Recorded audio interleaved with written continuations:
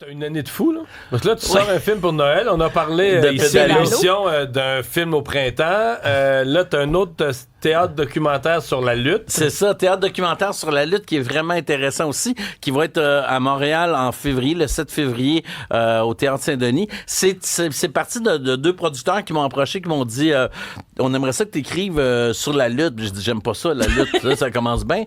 Fait que là, il dit ben t'as pas de quoi dire là-dessus. Puis là, je me suis rappelé ma grand-mère quand j'étais jeune, puis tout est parti de là. On revenait de l'église, elle avait prié dignement, solennellement à l'église. Puis là, elle revenait, elle allumait la télé le dimanche matin, puis là, c'était la lutte, puis elle disait « Arrachez la tête! Arrachez le bras! » Tu trouvais que c'était pas conforme à l'homélie? Ben non, je comprenais pas.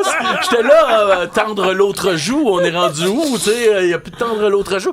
J'avais 9-10 ans, là, puis je comprenais pas. Puis là, quand il m'a parlé de ça, j'ai dit « Ben oui, pourquoi on était si épris que ça? » Fait que j'ai commencé une recherche sur la lutte. Pourquoi on était si attachés à nos... Puis j'ai réalisé que c'était une façon de s'affirmer en tant que Québécois. Tu sais, un personnage comme un Rougeau qui donne une volée à un Américain joué par un Québécois, par exemple. Mais c'est un détail. C'est un détail sur la chose de la lutte. Puis là, ça faisait comme on s'affirme, tu sais. Puis là, en faisant la recherche, ça va beaucoup plus loin que ça. J'ai réalisé que la première idole québécoise, là, c'est Yvon Robert. Première idole sportive, c'est pas Maurice Richard. On pense ça, mais c'est Yvon Robert. Tout le monde faisait la queue pour voir Yvon Robert. Puis à un moment donné, Maurice Richard a arbitré Yvon Robert sur les rings de la lutte. J'ai appris des choses incroyables. Puis là, je suis parti là-dedans, j'ai eu bien du fun. Puis je joue avec Amélie Grenier qui joue ma grand-mère, Marie-Ange Laflamme. Ma chère grand-mère, je m'ennuie encore d'elle. Ma grand-mère, Marie-Ange Laflamme. Et Martin Larocque qui joue le prêtre. Donc, parce qu'il y a la religion là-dedans. Parce que la lutte, c'est lié à la religion. C'est vrai? Oui, il y a un lien. Un peu, ça se passait souvent dans les sols d'église, les combats de lutte. Mais il y a le côté aussi, on retient. Ma grand-mère avait 12 enfants. Fait qu'il y a une frustration. Donc, c'est un théâtre quand tu dis théâtre documentaire, tu veux dire qu'il va y avoir un écran, qu'on va revoir des scènes de lutte de l'époque. Exactement, des scènes, des moments.